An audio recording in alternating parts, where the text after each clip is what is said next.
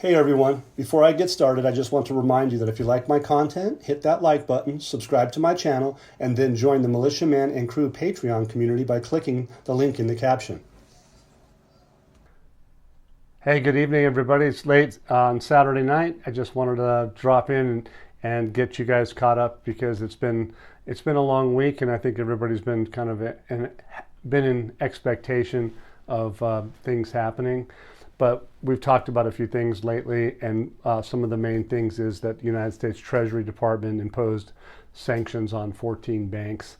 It's been in some heavy news. It's been in the Wall Street Journal. It's been in Iraqi news and everything. And so it's not really a new thing because, you know, the United States Treasury has openly stated they wanted the banks in Iraq and elsewhere to be in compliance with their electronic platform. And sounds like they've monitored some banks. Well, originally I think it was 8 banks specifically, but they took it a little further and went to 14 banks and decided that, hey, you guys, we're done. And you guys have been guilty of using the dollar auctions effectively illegally and helping to support the parallel market. And so they've sanctioned them. That's what it looks like to me. It says they caused a rapid reaction inside Iraq as it led to a decline in the value of the dinar against the dollar. In the last few days, it looks like it went to like 1,500. And so that's the parallel market. It's an illegal market. So those folks that are having a problem are the ones that aren't using this new platform, and they're not the merchants that are supposed to be doing this. So when they get forced to go out into the marketplace, they go to the black market, and the demand raises the value. And that's why they're focusing on it. They're calling this a political issue. They're calling it lots of different things, but the bottom line is that the central bank has to cease multi-currency practices, and that parallel market is going to be part of that. And once it ceases to exist, things are going to change, and they're bucking the system by not doing it. It says a newspaper added that the United States revealed information that the Iraqi banks were involved in money laundering and fraudulent transactions, and some of which have involved sanctioned individuals, and raised concerns that a neighbor country might benefit from these transactions. And we probably could guess who that neighboring country is, or countries, but the fact remains is that they're going to have to stop. And to me, one of the quickest way to do that is what they're probably going to do in the short term is raise the value of the currency so that dollar auction is going to change dramatically once again. So we'll see how that happens. Here it says the central bank, the management has officially received the imposition of the United States sanctions on a number of banks, which included each of these Islamic Advisor Bank for investment. I'll tell you what, there's a laundry list of the banks that are involved in this, and I don't think I'm going to go through them all, but one of the things the United States Treasury did say is that to Al-Sudani, he says, we want 1, 2, 3 and done. If you go back and through my last few videos, you're going to see that this correlation is again in the forefront, because they wanted names. They wanted the people, and they want the names so that they can show to the citizens effectively and to us that who's been involved and what they're doing about it. So check this out. The article is basically I think the headline is the decision of the U.S. Treasury Department to impose new sanctions on 14 banks. You can Google that, and you can see how many different people are picking this up. I think even Newsmax is coming up with stuff like that, but not to put it on any other company. There's Reuters, there's Newsmax, there's Shafak News. There's plenty of different places that have all this information, and they freely give it out to everybody. So that's a good thing. As far as there is an official source in the Central Bank of Iraq has concluded today that according to the information received from the U.S. Treasury, there is another group of banks that may be subject to sanctions. So sounds like there could be more coming. They're not stopping. Basically, this whole thing has been going on for about a year or 2 years, and they've been on They've been warned. They've been told. The platform's been given. The Fed now's together. So the ISO 2022, the SWIFT system is running. The ICETA system is up and running, or is ready to go at least. Those systems are at play. They're going to have the same protocols. They're going to have the same digital platforms, or at least they'll be able to communicate. And those that have been involved in stealing money, money laundering, all of these different things, looks like they have a problem, and they're openly talking about it. It says in the coming period, due to monitoring their illegal activities in sending currency to outside countries, especially since money transfers in dollars are closely monitored by the U.S. Treasury and the U.S. Federal Bank. So everybody's on notice, and so they're going to have to deal with it. Okay, well, I think we could probably leave it at that. However, maybe a little bit more. It says these sanctions confirm the involvement of these banks in acts that violate international laws. So when they invoke international laws, so it's not just the United States, it's reflective of the international world. So pretty heavy stuff. Is it timed accordingly? Of course it is. They're going to adjust things. They're not going to want all these different players making money, doing all these different things nefarious, and sucking off all of the citizens of Iraq. They're not going to do that. They're going to finish it. They're going to get it done. This particular piece says this financial expert considered the private banks had failed to implement the central bank's instructions. So they're openly discussing that they factored that those specific banks that are in this article that you can find, they have become a burden on the Iraqi economy, and they've been pointing out that there are several reasons for the failure of these banks, and most notably their reliance on quick profits. So they were making nothing but money by using these auctions, and they thought they could keep doing it, skimming, and obviously now they've been forewarned, and that is going to cease with respect to that currency auction, and they're going to lose out with significant financial risks, their inability to attract and develop deposits.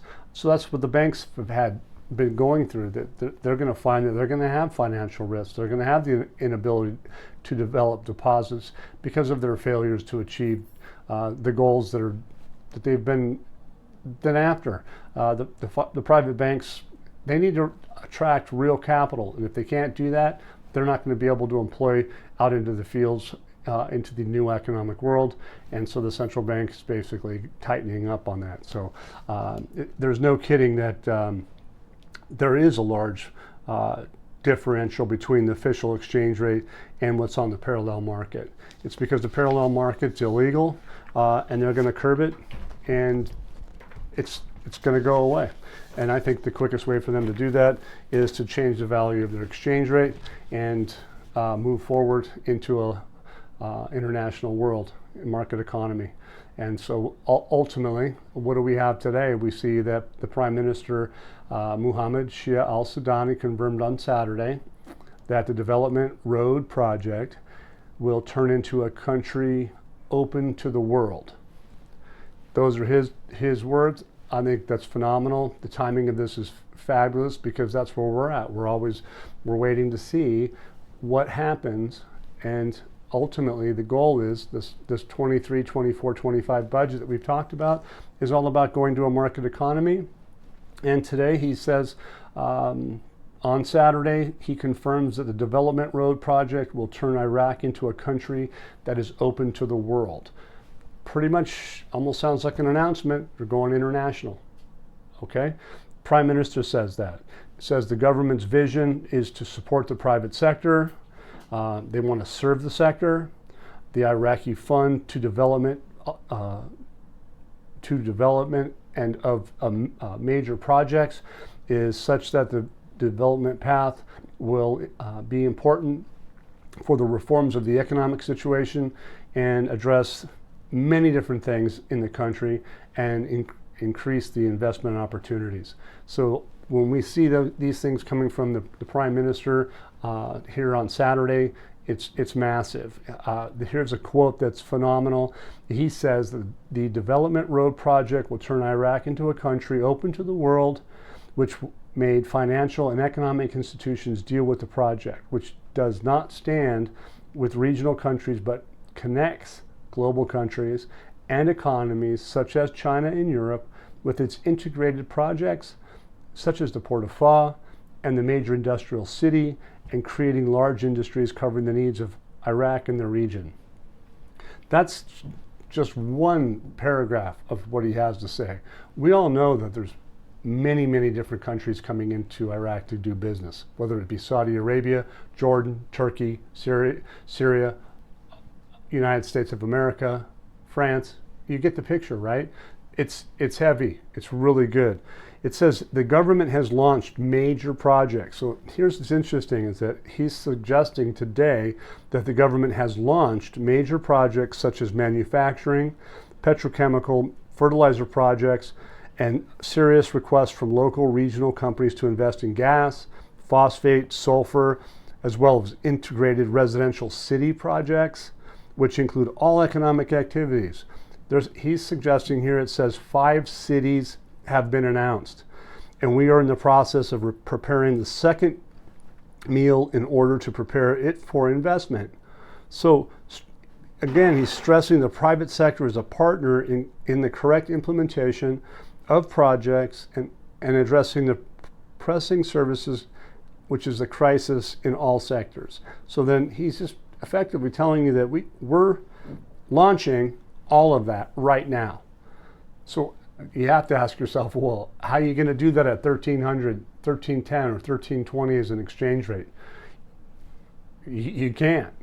So we're going to have to watch and see what he's going to do this next week, or these next few days, or by the end of the month, or whenever. We don't know, but we just know that if he's going to do these things, as he said, remember, go back in time, al-Sudani said, hold on to your dinar because the dinar is stronger than the dollar. We have proof of that in Patreon. We have it in Discord. You can come find that. So please come join us and see that all this news that we put out is it's what they're giving to us in real time. So again, they're holding specialized meetings with the private sector and officials in the state.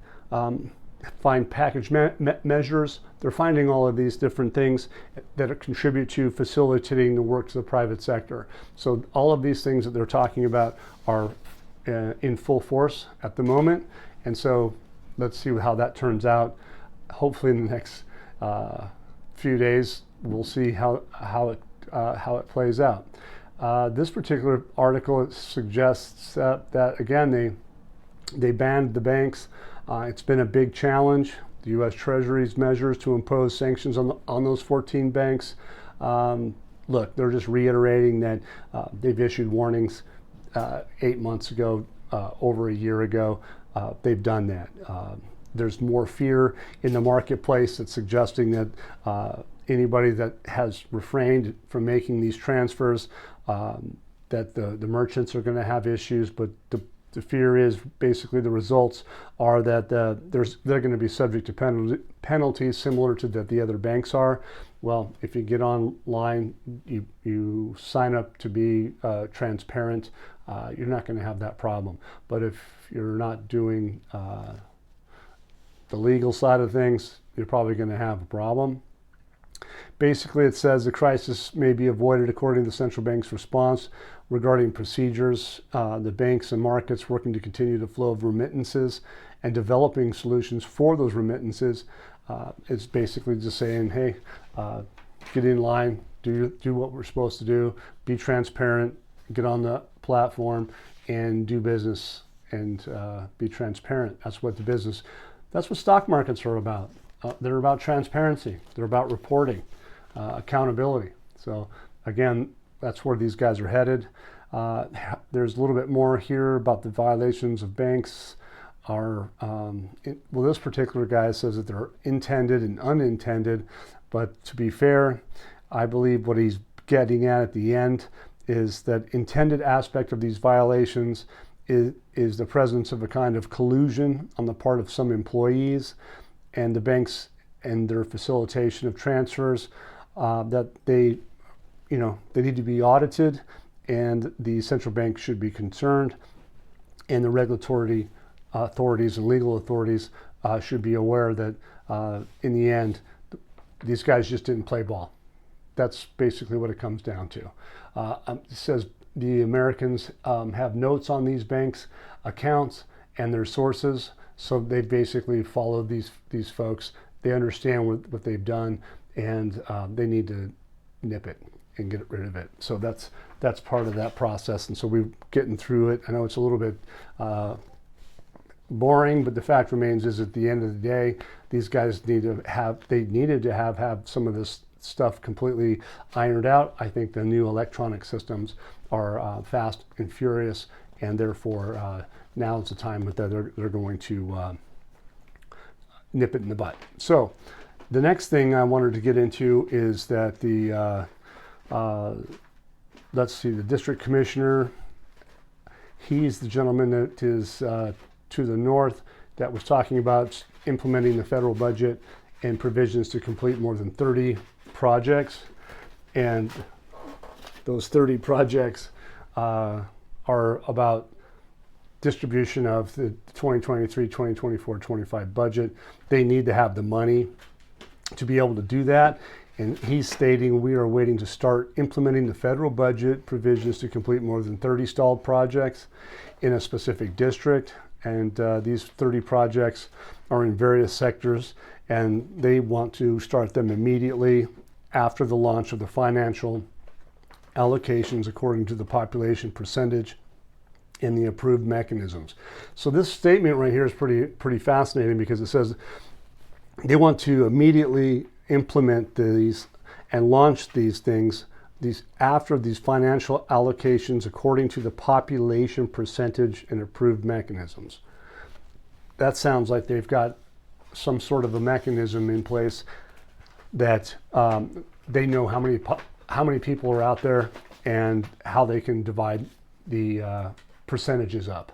So that's a pretty powerful statement. That was today, and the basic bottom line is that services, the matters that are about the services for the citizens are proceeding, and that's awesome. It's fascinating, and we'll see how that worked that out.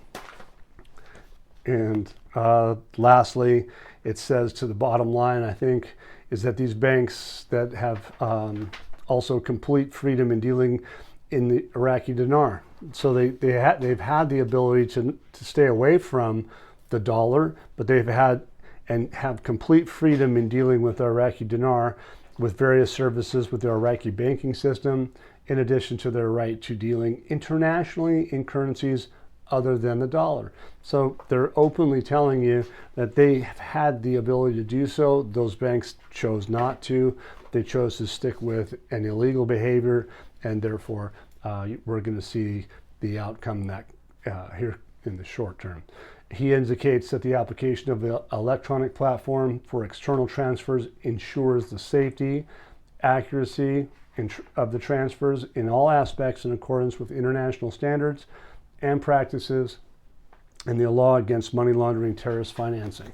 So the bottom line is they're openly, the central bank, the United States Treasury, the Finance Ministry, Parliament Finance Committee, everybody and their brother out there has been on notice, and I don't think that's going to go away, and we're going to see this come to an end.